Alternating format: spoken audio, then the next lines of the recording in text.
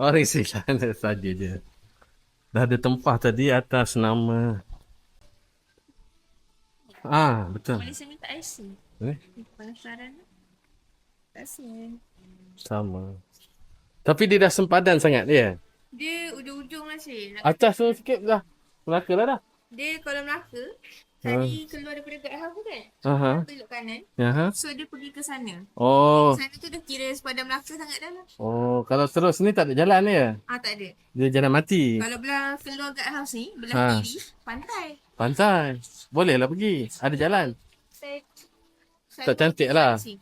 So tak Oh. Nak pergi tengok-tengok buat konten boleh lah. boleh. Oh, Pasir Panjang Negeri Sembilan lagi. Ni masih Oh.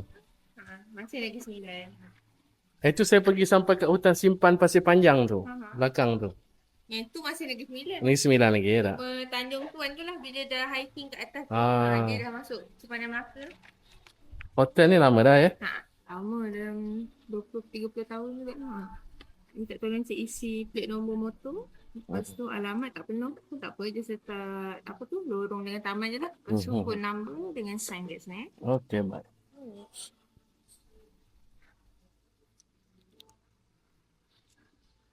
First time cik datang pun.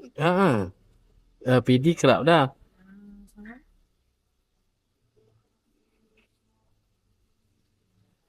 Masuk sini kita ada charge kita pelancongan kerajaan. Okey, RM4. RM3 sehari.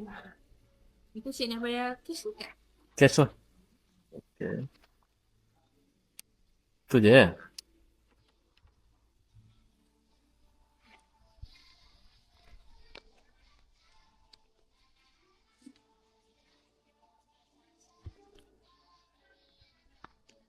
Kalau walk-in biasa lebih mahal daripada Agoda kan? Kalau orang datang sini, dia akan compare lah harga kita. Kalau walk-in bilik yang sama tu berapa?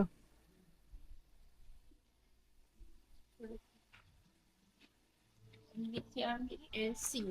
Oh. Lock cabin. So sebab sekarang Agoda tengah buat promotion. So Oh. kita punya harga pun tengah fight dengan dia jugalah. Oh, mahal ya? Bilik ada Oh. kosong.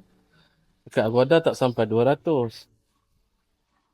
Lock cabin dia kayu ke besi ni? Kayu. Kayu. Oh. Dia lebih kepada macam Indian punya apa?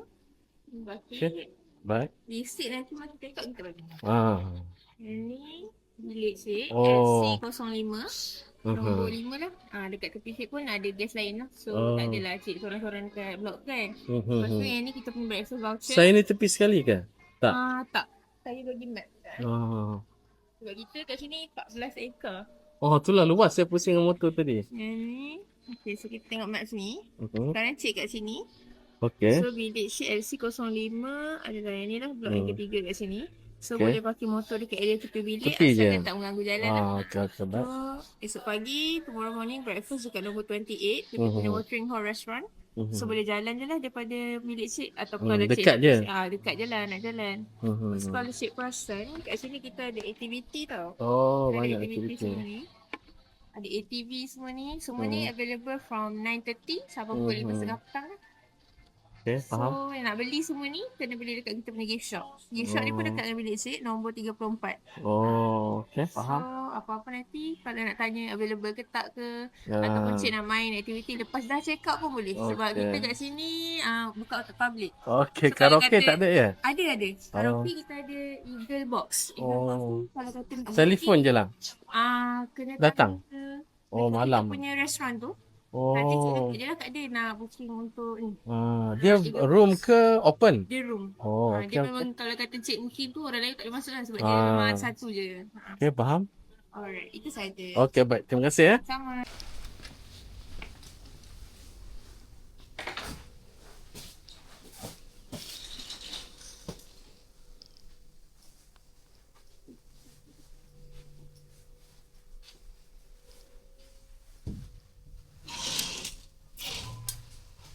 Open. Lock cabin adalah bilik yang kelihatan seperti rumah kayu mereka.